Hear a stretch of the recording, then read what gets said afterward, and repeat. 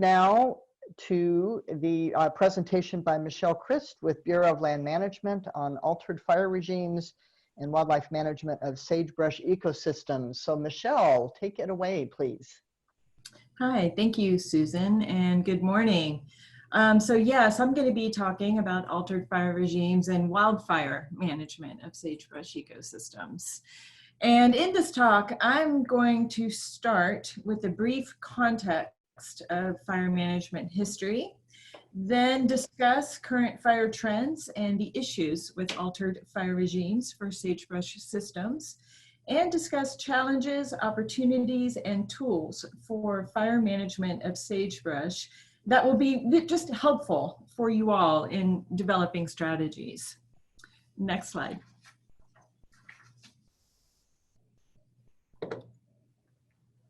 So historically, we have had a century of wildfire management, mainly focused on fire suppression on forested lands, which began in 1910, soon after the U.S. Forest Service was established in 1905.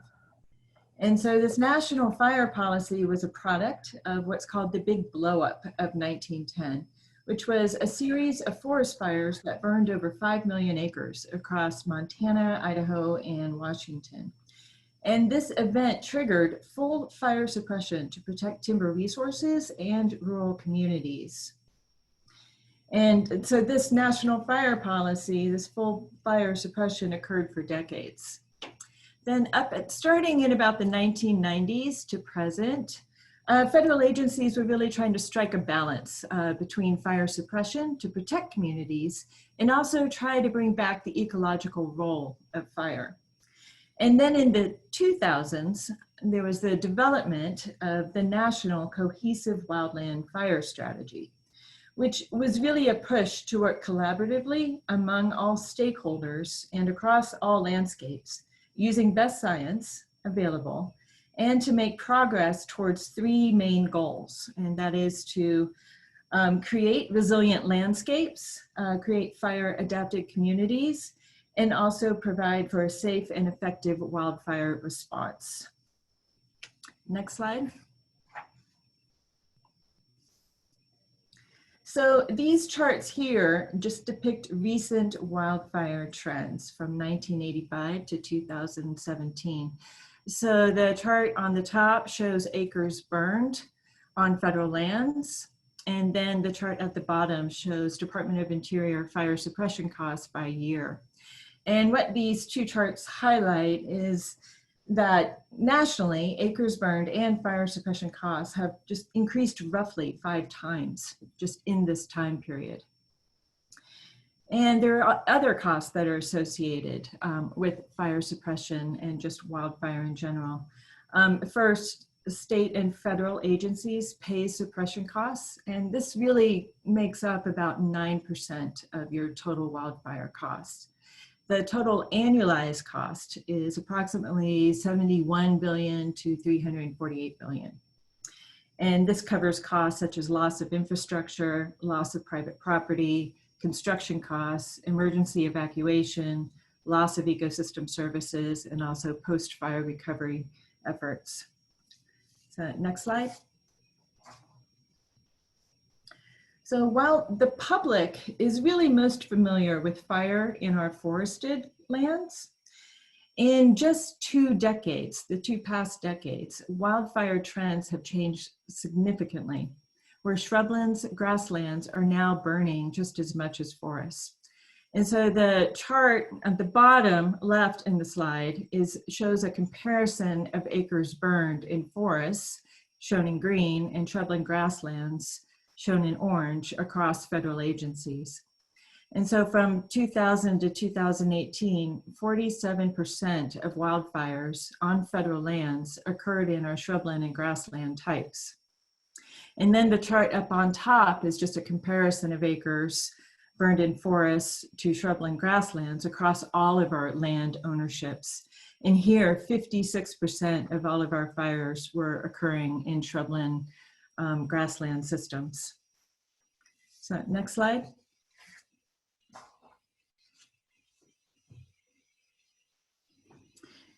And so this map here shows past fire perimeters that have occurred across the Western US just over the last 2 decades. And so the different sagebrush communities are shown in green, and the dark red polygons are fires that have burned in these sagebrush dominated landscapes. And the orange polygons are fires that have burned in other vegetation types, primarily forested areas, but also other desert ecosystems and chaparral. So just over 19 years, over 15 million acres of sagebrush lands have burned. And we are starting to see an increase in annual area burned and larger fire sizes in some of these regions. And just over the past 5 years, approximately 9 million acres of greater sage-grouse habitat have burned. Approximately 80% of that area was within the Great Basin. And we are now seeing fire sizes of 100,000 to over 400,000 acres that are becoming more common. We've also seen an increase in fire spread and extreme fire behavior. Next slide.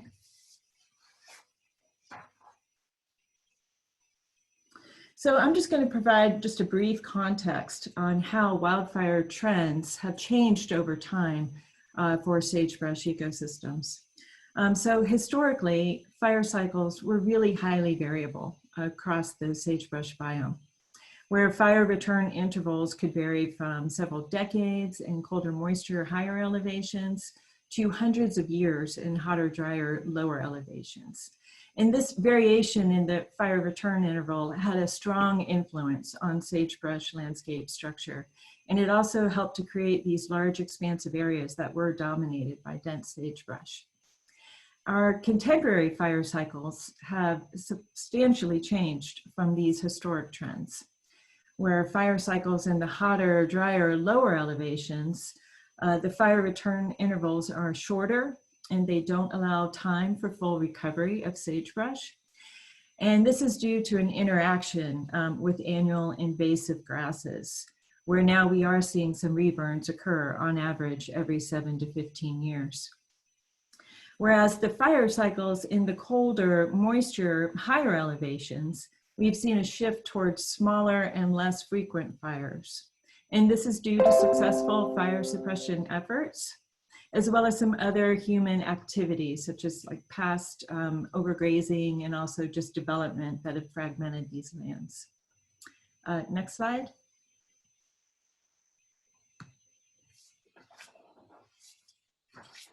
So the reason that fire is now a major threat for sagebrush lands is primarily due to the increasing dominance of this invasive grass fire cycle, especially in the warmer and drier sagebrush ecosystems that are less resistant to annual grass invasions and less resilient after disturbance. So these non-native fire-prone grasses invade sagebrush ecosystems and dry out early before the fire season begins.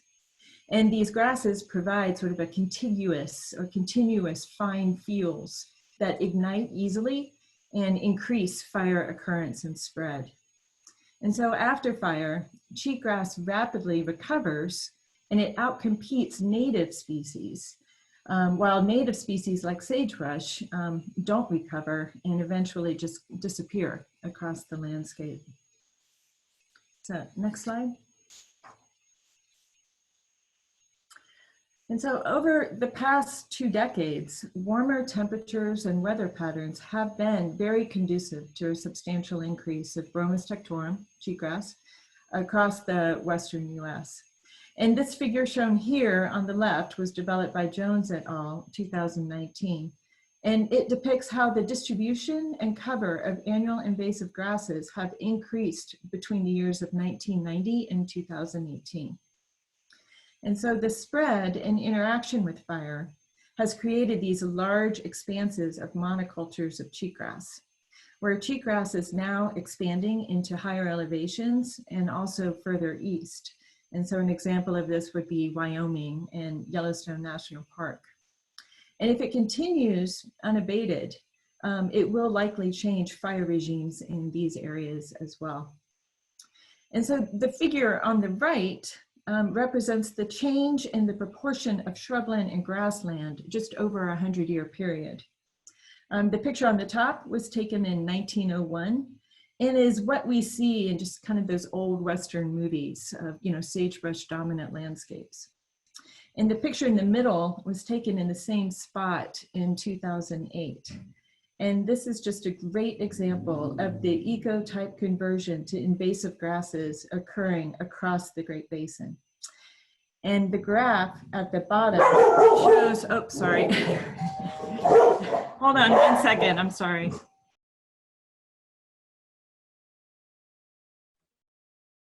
This is the entertaining part of Zoom meetings with everybody from home. So we'll give Michele a little grace here. Hi, All sorry right. about that. I had a delivery truck. And it's the dog's favorites. So the very bottom figure, I think that's where I was talking about, shows a proportion of shrubland versus grassland over the past 12,000 years and how much that proportion has changed since European settlement. So next slide.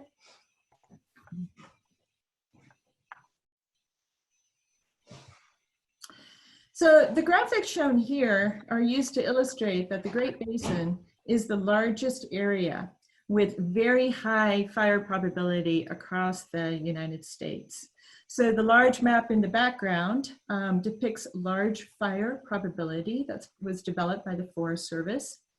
And in this figure, high fire probability is shown in the brown, kind of reddish colors. Yellow represents more of a moderate burn probability, and the green is kind of a lower burn probability. And here, these high fire probabilities, kind of shown in the red box, represent the Great Basin, and it correlates well with the occurrence of invasive annual grasses, shown in the figure that was in the last slide. Next slide.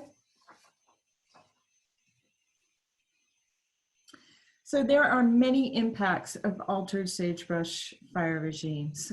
There's an increased risk to human life and property, high fire management costs, and loss of cultural and economic resources. And also many wildlife population declines are due to sagebrush loss and fragmentation resulting from fire. Next slide. We also have a number of challenges in the wildland fire management world nationally. First, we are seeing an increasing duration and severity of fire seasons. We are seeing a decrease in the firefighting workforce. There's a reduced resilience of the landscape overall. We're seeing an increase in development in the wildland-urban interface. And also there's just what I think many are familiar with, which is the federal fire funding challenges, such as fire borrowing or the structure of that funding. And an example of this is post-fire recovery, which I'll talk about later. Next slide. At the same time, there are many new tools and opportunities that have been developed that I think can help this sagebrush conservation strategy develop strategies to address wildland fire risk across the sagebrush biome.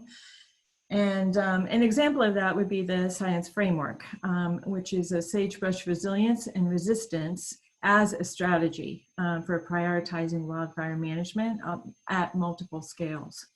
And so at a very broad scale, the science framework can help distinguish between sagebrush communities that are at risk to fire and their capacity to recover from fire and resist annual grass invasions. It can also help prioritize areas for wildfire management and determine the most appropriate types of wildfire management actions for wildfire suppression and operations, fire prevention strategies, vegetation and fuels management, and also post-fire recovery efforts. Next slide. And Michele, just to give you a heads up, we have just about 3 minutes of presentation time left and may not have much time for questions, but just wanted to let you know. Okay. So just very quickly, this is a fire risk assessment from the science framework that really just combines resilience and resistance of sagebrush ecosystems with sagebrush cover density and also fire probability. And the take-home message here is that you can use these different resilience and resistance categories for sagebrush to help determine where you should do your restoration, strategic placement of fuel reduction projects, and also in some of these more degraded sites, they can be considered high priority siting of fuel reduction projects.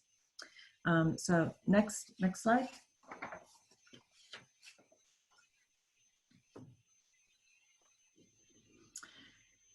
Okay, and you know, since we have limited time, maybe I'll just skip this one, but I just wanted to say that, you know, the highest priority here in wildfire management is to protect our communities, and these fire risk assessments can help us do that, as well as prioritize response to multiple fire ignitions.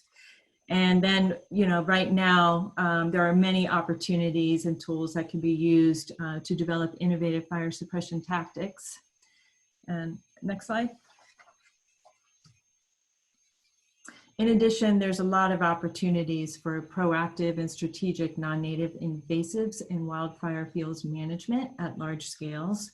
And so the overall goal here would be to strategically place invasive reduction projects or even field breaks to help disrupt this continuity of these invasive grass fields, as well as allow a safe space for fire suppression and protect intact and vulnerable sagebrush communities from loss to fire.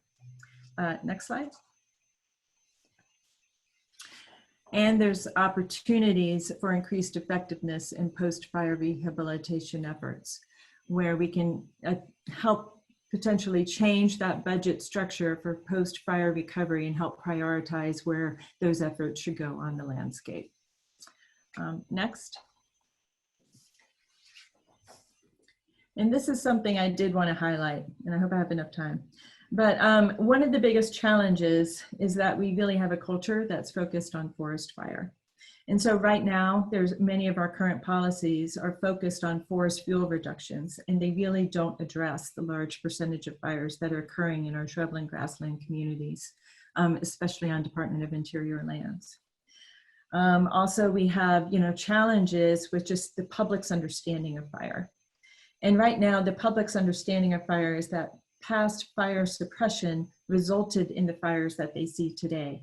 And they're really not aware of the other causes of uncharacteristic fires, such as this invasive grass and fire cycle. And we have challenges with the way that media portrays fire. And so right now we're working on some media workshops to help with that. And in addition, research in fire has mainly focused on these forested lands. And so we really need to increase our research and attention on these shrubland grassland communities. Next. We also have challenges with human-caused fires. So depending on the area, human-caused fires can range from 31 to 97% of fire starts. The most common causes, you know, include power lines, vehicles, target shooting, campfires, and fireworks. And my last slide coming up here. So just given these challenges, there are some opportunities to address the culture for reducing this wildfire and invasive cycle. First is integration, more integration between state and federal invasives programs and wildfire management programs.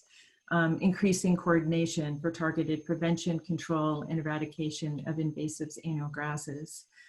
Testing strategically placed field treatments and invasive field reduction strategies. New management strategies based on ecosystem resilience. Coordinated rural fire protection areas to increase our firefighting capacity, and just overall elevating the issue of non-native invasive annual grasses and wildfire.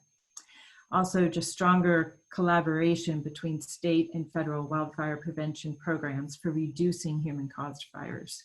You know, really being able to focus education and prevention programs in areas that are prone to these human-caused fires and fire starts. And so with that, just in summary, wildfire management is very broad and very complex.